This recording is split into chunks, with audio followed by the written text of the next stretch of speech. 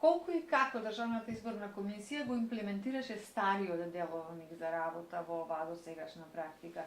Сега е усвоен нов деловник, веќе објавен на сајтот на ДИК.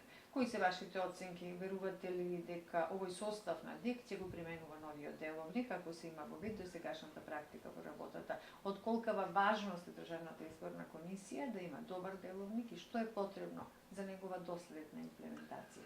Секогаш кога ќе бидам прашан од страна на познавачи кој вас за тематиката за Државната изборна комисија, бидејќи долго сум бил и заменик член и председател на Државната изборна комисија, не идувам стварно на некој однос од страна на колегите дека тоа го зборувам за да се правам нешто, да им укажам, кои тие не го прифаќаат, али тоа не ме интересира.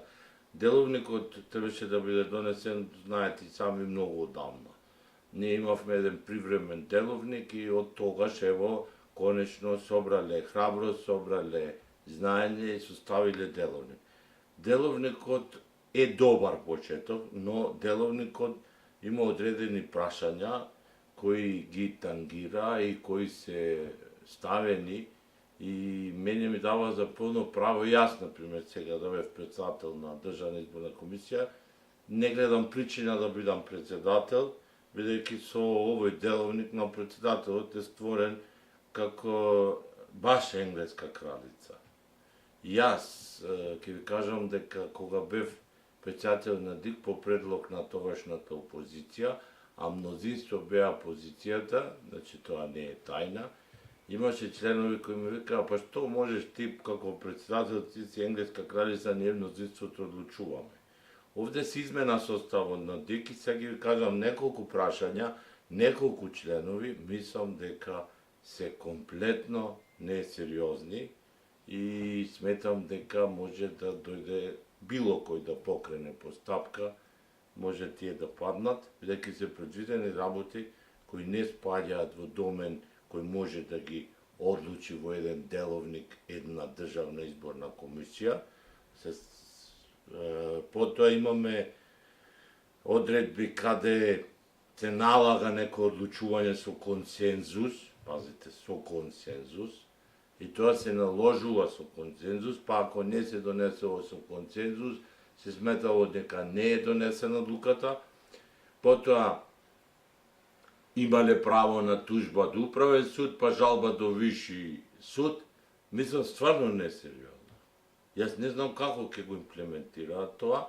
Се надевам дека ќе одлучуваат совесно, потоа во однос на улогата на председател, стварно е сведена улогата, за све треба да одлучуваат членовите, а сепак председателот треба да има една улога тука, затоа што е избран од редот, па сега од експертите. Значи, ние имаме состав каде имаме представници на политички партии, имаме тројца од редот на експертите.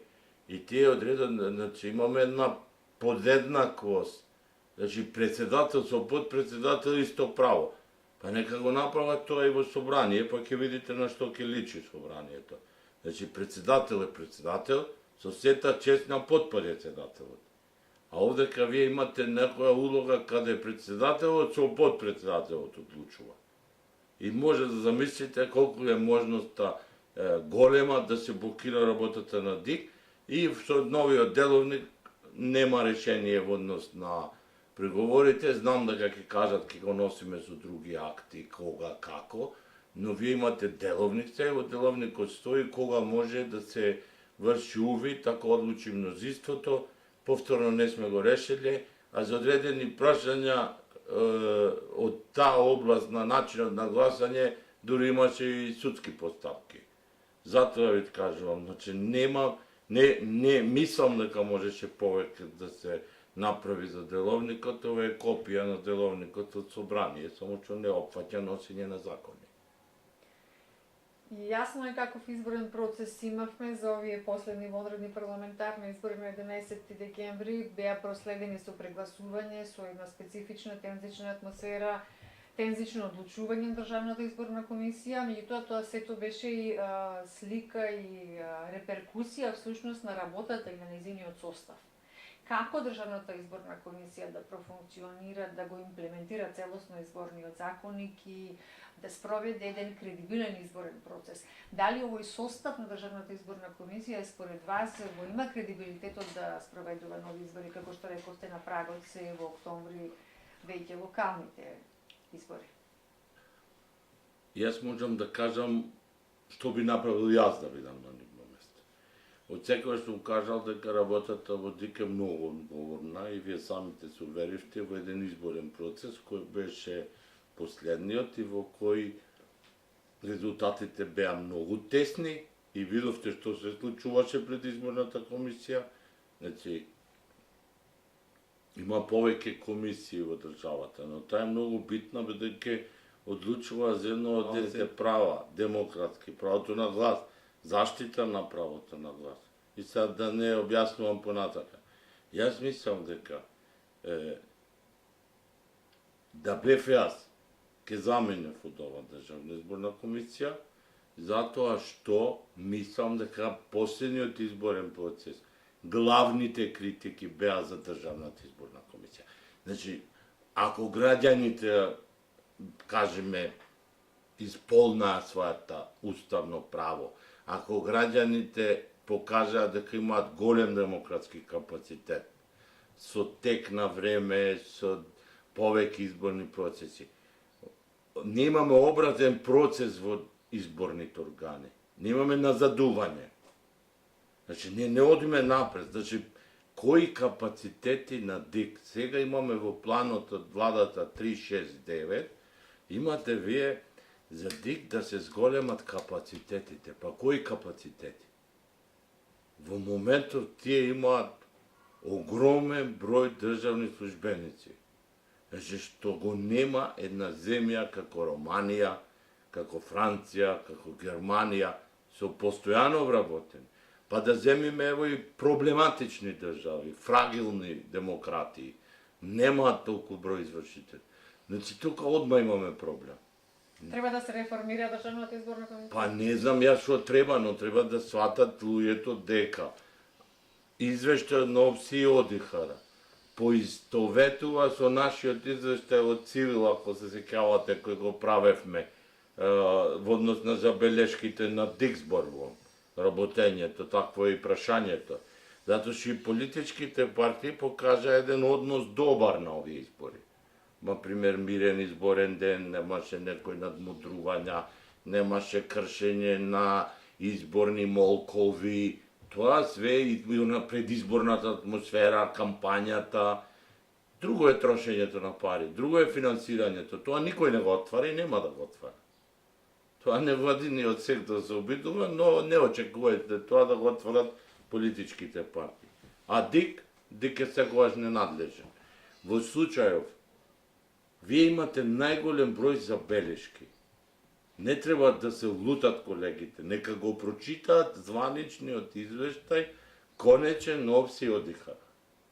По тој званичен, на секој втора реченица се споменува ДИК.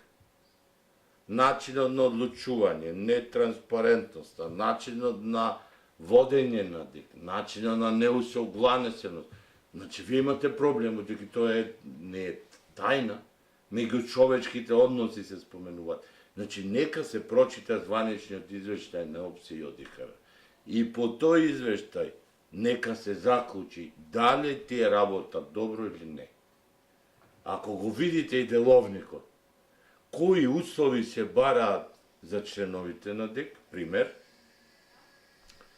тоа е уредено со законот, и видите вие кои услови се бараат за генерален секретар на ДИК, тоа е несватлива работа. Генералниот секретар на ДИК си ги напишале дипломите кои му одговара како да ја знаеме веќе личноста која утре би била.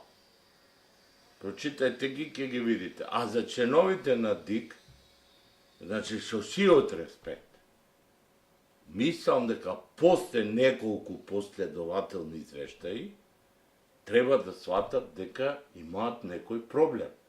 Каде е проблемот, треба да се детектира. Не е проблемот во капацитетите.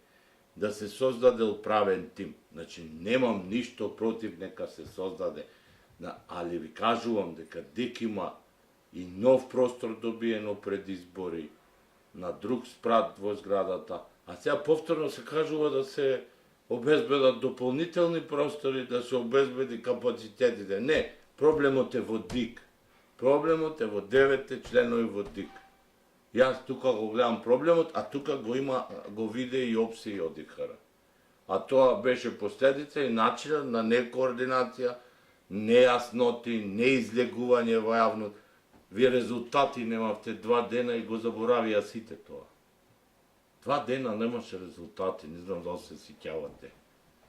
И сега, во тој случај, најблагокажано е луѓето да сватат дека можеби некои други ќе извршат подобро работата.